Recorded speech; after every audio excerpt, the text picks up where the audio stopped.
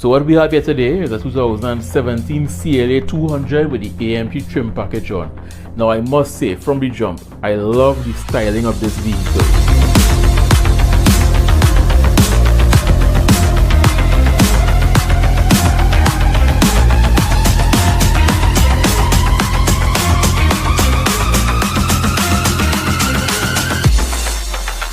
This is just how I like my vehicles, to have a dominant and assertive look. I don't like goofy looking vehicles. Mazda, I'm looking at you all. This vehicle, no matter what angle you look at it from, it has an aggressive look. It also has a sporty look and a sporty feel, because this particular trim isn't going for luxurious feeling or the comfort riding. It's going for more of a sporty feel, and that translates even to the way the seats feel. The seats are really low, they sit really low, and they hug you in place, just like a race car driver.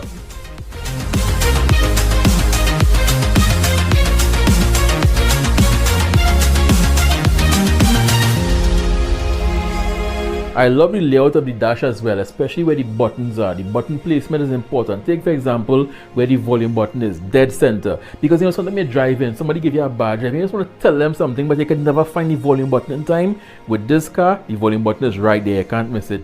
Moving over to the steering wheel, the sportiness continues even there. It's not too thick and it's not too skinny. Even when your thumbs are, when you're holding the steering wheel at the 9 and the 3 o'clock position, you just feel like a race car driver. The theme for this vehicle was clearly more on the sporty side versus luxury. Now getting into the back of the CLA 200, the roof line curves down a lot. So if you're not expecting it, you will hit your head very hard trying to get into the back here. But once you clear there, there's actually room on the inside. Unless you are like 6'5", in which case you have no business being in the back there, because the top of your head will be rubbing against the headline of the vehicle. I also must say I love the red seat belts. After this video, I'm going to look into how to get the seat belts in my vehicle red. Now one thing all frameless designs suffer with, and this is no different, is that because there's no top half of the door, when you open it and you close it, you can hear the glass rattle a bit. Listen. This is an issue with most frameless designs. I've never come across a frameless design that doesn't have this, and I guess that's because the glass doesn't have the upper support. You don't get that loud thud you normally get with German vehicles, but it still has a nice feel to it when you close it. Now getting into the front of the vehicle is the same affair. You feel like you're in your own cocoon, safe from the world. There are no harsh angles, no hard to the touch surfaces. I mean, if you look, you can find hard surfaces, but most times it's where your hand shouldn't be in the first place. You have to actually go looking for them. Wherever your hand goes, there's always a pleasing feel to wherever your hand touch. But the spoiler for me is that tablet style display. I said it before, I'm going to say it again. I'm not a fan of that tablet style display just tacked onto the top there, especially this one with this large bezels. Now the seat adjustments, I don't like the seat adjustments, right? They should have made this whole thing powered. You have your standard lever here, you pull it up, the seat raises, you pump it down, the seat lowers. This, I mean, is normal. It's easy to do. I actually could tolerate this. But this turnstile dial here, turning it clockwise to raise the seat is actually easier than turning it counterclockwise. As you can see, I'm putting significant force on this to get it to lower the front half of the seat. Then you have this adjustment here. This is actually good, it gives your under thighs some more support. But all the way in the back, you have another turnstile dial that either brings the top half of the seat forward or back. This is just a complicated way to do what cars have been doing for years. You have a lever, you pull it, the seat raises automatically, or you push it back with your hand. That would have been a faster and more efficient. But getting into the driver's side, similar affair, you feel like you're in your own cocoon. On the top right here on the door, you have your 1, 2, 3 buttons. This is your memory feature. It's adjust your seat and your side mirrors to however you set it. Then behind that, you have your seat controls. This side is actually powered, so you pull, you push, you raise, and the seats adjust accordingly. Now I can understand why you will have it on the driver's side and not the passenger side, because after all, whoever is driving most times are the ones paying the installment. So as a passenger, you're lucky to even get a ride. You're even lucky if you get to pick the station the radio is on. So you shouldn't really be having no powered seats anyway, so you take what you get. But on the driver's side, you have your powered features, and I like this. It's easy. Most Mercedes have this feature on the door, easily accessible. After a long day's work, you just want to relax, you want to press a button and just go where you're going. I like this. I like this. Powered everything. But if you can't have powered everything, at least the driver's side should be powered.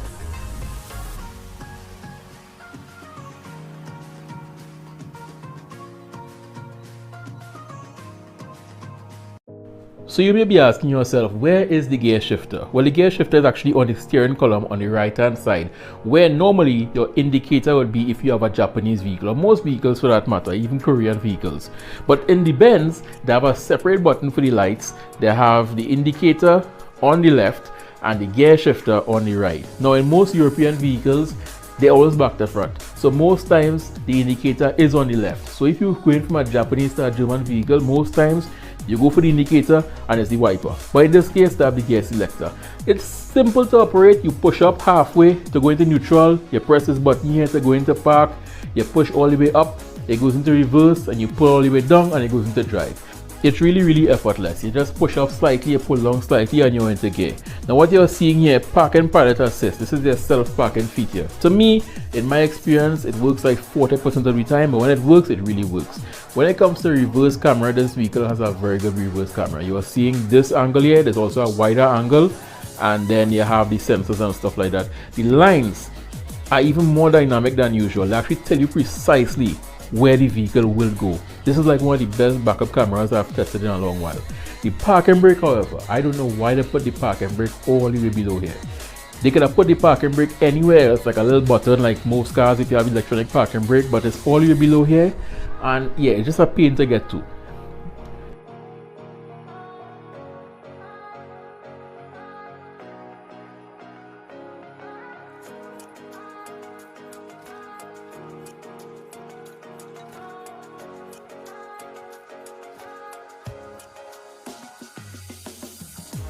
Now, no matter what you touch inside of here, whether it's the AC vents or the sun visors or the interior lighting switches, everything has a certain premium feel to them, a certain tactile feel that you really can't explain over video. You have to touch it to know what I'm talking about.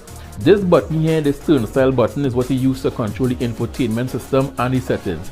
You can turn it clockwise, counterclockwise, push down, or operate as a D-pad as well. If you turn to the left or the right, it changes the radio station. If you press the menu button like so, it's going to take you into the car's menu where you can adjust many things. You know, you can go to Bluetooth, set up a telephone, you can choose wherever you're getting the music from, whether it's like a flash drive or, you know, different things like that. In here you have your locator lights. You unlock your vehicle and the light will light up to let you know exactly where the vehicle is. You have your headlights and one under each side mirror. Don't know how you can lose your vehicle, but sometimes it happens in big malls and stuff. Then you have your interior lighting delay. Right after that you have ambient lighting. Some vehicles call this mood lighting, some call it disco lighting, as the Kia Soul does. I was unable to get this to work. I'm not sure if it's because it was daytime and it has to sense as it's nighttime before it comes on, but the setting is clearly here, so I assume it's here, but I wasn't able to get it to work. And you have the welcome lights. You know, Kia have this on some of their vehicles where it lights up the two side mirrors so you can know where it is. Now here's the fun stuff. You have different settings to control the vehicle how you like it. You have climate control, eco, or comfort. Leave this on comfort. The economy really not worth it in this hot climate we're living in. Then we have drive settings. In here we have things like comfort, sport, manual, and economy. Now most times you get into a vehicle and I would say go straight to sport and never come out of it. But at slow speeds in standstill traffic, it's a bit jerky in sport because it constantly wants to go. When you are up to speed, it moves smooth. Now as a side note, it must be said that most dual clutch transmissions that I've driven at slow speeds, they don't ever seem refined in sport mode, because after all, dual clutch transmissions were made for race cars. They were meant to go fast, lightning shifts. They weren't meant to be going 1-2-1-2 in traffic. So you can't really fault the Benz for that. It's not really the Benz fault, it's just the characteristics of the transmission. Now what you're looking at here is the steering wheel controls. You have sport and comfort. And I was unable to feel a difference between sport and comfort. You know, for example, the 2015 Kia Cerato had a button for sport, comfort, and middle or something like that. You can actually feel the difference. The steering wheel will actually get heavier in sport and get lighter in comfort. I was unable to feel the difference here. So I just picked one, left it like that, and the vehicle drove just fine. So I gave you all a tour of the exterior of the vehicle, the interior of the vehicle. Now let's take it on the road and see how it drives. Under pressure, no more time. Can we make a move? Overthinking, you and I. What do we have to lose? 'Cause I'm wasting all my time thinking of the things we could do. If you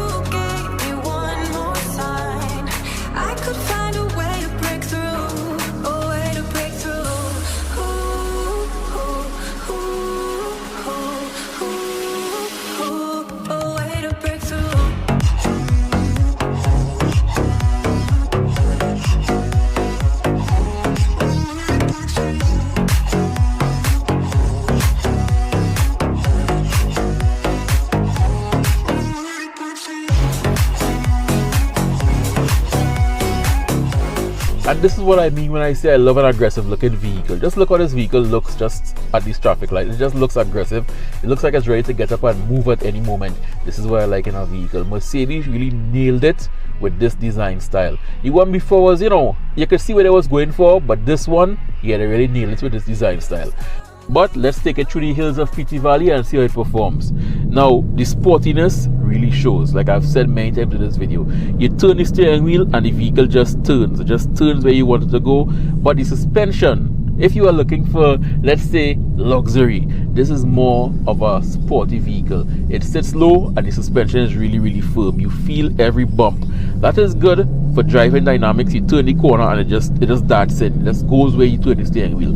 But if you are driving over a lot of road imperfections, bad roads, bumpy roads, you feel every bump.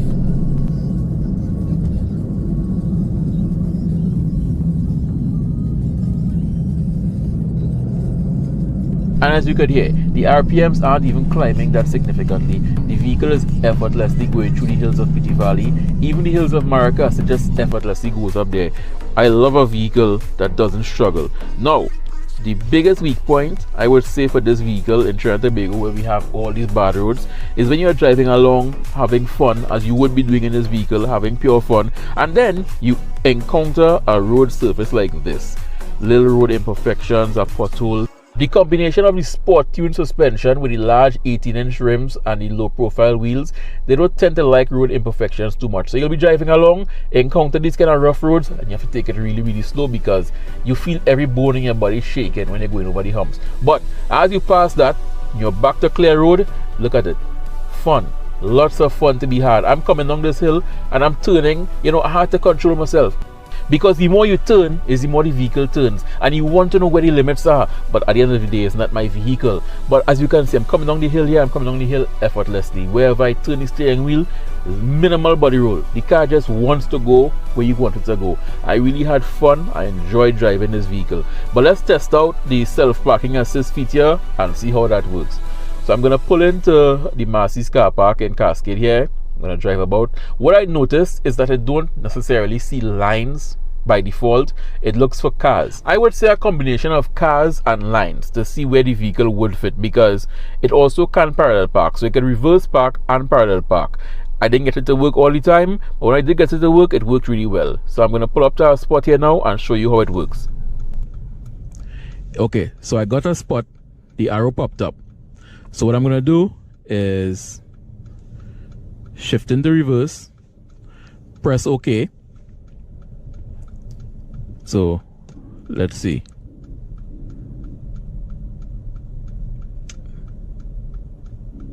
It's controlling the brake. I'm not pressing anything. It's controlling the brake. Right? And now it's actually parallel parking. So it was supposed to reverse park, but it's actually parallel parked. But looking back at the footage, I can see that there are yellow zebra crossing lines on the ground. So perhaps it got confused and decided to park parallel to the lines, or it realized it's not a spot because of the zebra crossing lines and decided to pull up in a safe space. We would never know, but at least it parallel parked pretty well. So there are two cars parked along here, right? I'm going to put my indicator on. Let's see. Would it detect it? Would it see the spots? It's not seeing the spots. Okay, so it's not. Okay, so it saw that spot. So I'm going to go in reverse. I'm going to hit OK. Let's see what it does.